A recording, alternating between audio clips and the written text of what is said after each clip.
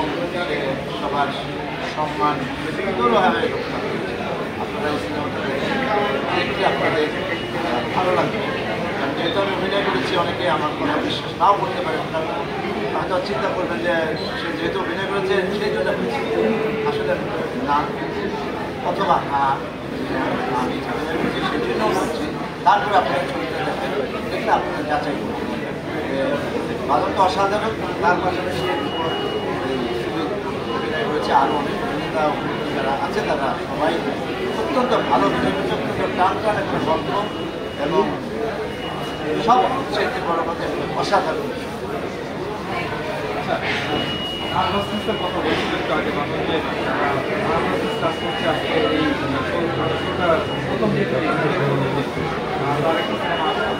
এখন আমি শুটিং করতে গিয়ে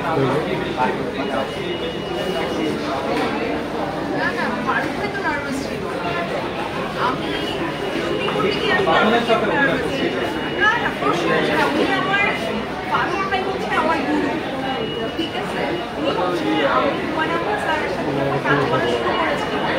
ফারুক ভাই তখন আমার কোয়ার্টার ছিলেন, ফারুক ভাইয়ের কাছ থেকে আমি শিখেছি। বরং আমার ভয় লাগছে যে আমি ফারুক ভাইয়ের সাথে কাজ করতে গিয়ে আমি না খারাপ করেছি, যেটা আমার সিনটাকে নষ্ট করতে।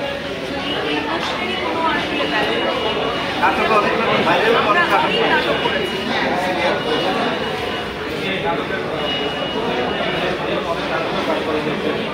যেহেতু অনেক নাটকেও কাজ করা হয়, সিনেমা কাজ করে এই পুরো টিমের সাথে কাজ ফারুক ভাই কিন্তু আগেও সিনেমা করছে, ফারুক ভাই আগেও সিনেমা আছে, দুর্দান্ত অভিনয়।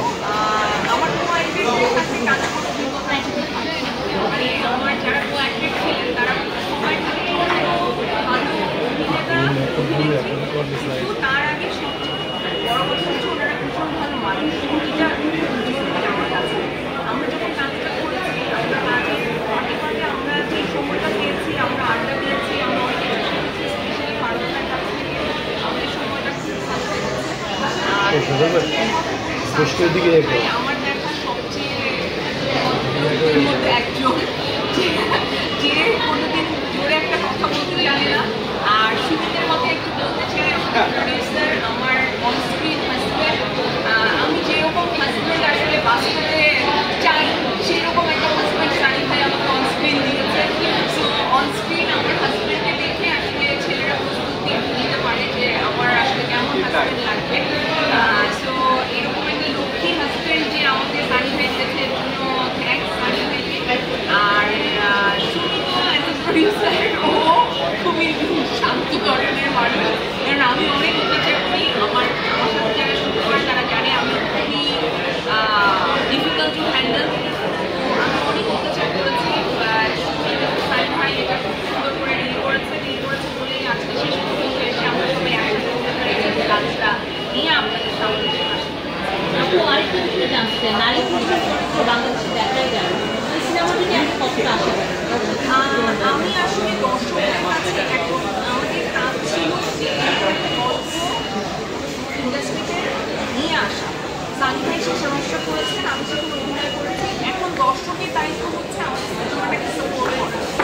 দর্শকের কিন্তু রেসপন্সিবিলিটি আছে, মানে সোসাইটির প্রতি, ইন্ডাস্ট্রির প্রতি। সো এখন যদি দর্শক আমাদেরকে সাপোর্ট করে, তাহলে আরও অনেক ডিরেক্টর প্রডিউসার আসলে উৎসাহ পাবে নারীগুলোর গল্পে কাজ করতে, তাহলে সেটাকে মানে আমি বলবো যে দর্শক এখন আমার পাশে এসে দাঁড়া, আমাদের টিমের পাশে এসে দাঁড়া, আমাদের সিনেমাটা দেখুন। আমি আশা করি যে তারা আশা করতে।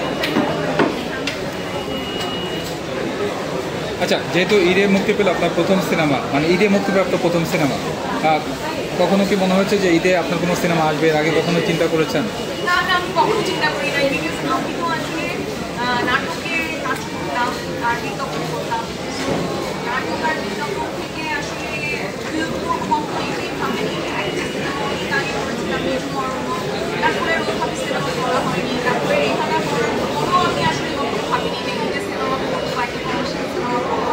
আর সময়ের সাথে আমার কাছে মনে হয়েছে যে আমি আসলে আমাকে এমন একটা জায়গায় দেখতে চাই যেখানে আমি এমন একটা আর্টিস্ট হতে চাই যেখানে চরিত্র করতে হয়। যখন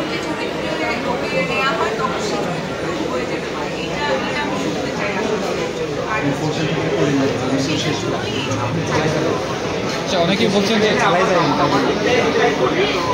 আসলে কি যদিও গল্পটা কম পুরো কম রূপকে নিয়ে তো একটা নারীর মানে মার্ডারকে বোঝার জন্য পুরো ব্যাপারটাকে ক্রিয়েট করা হয়।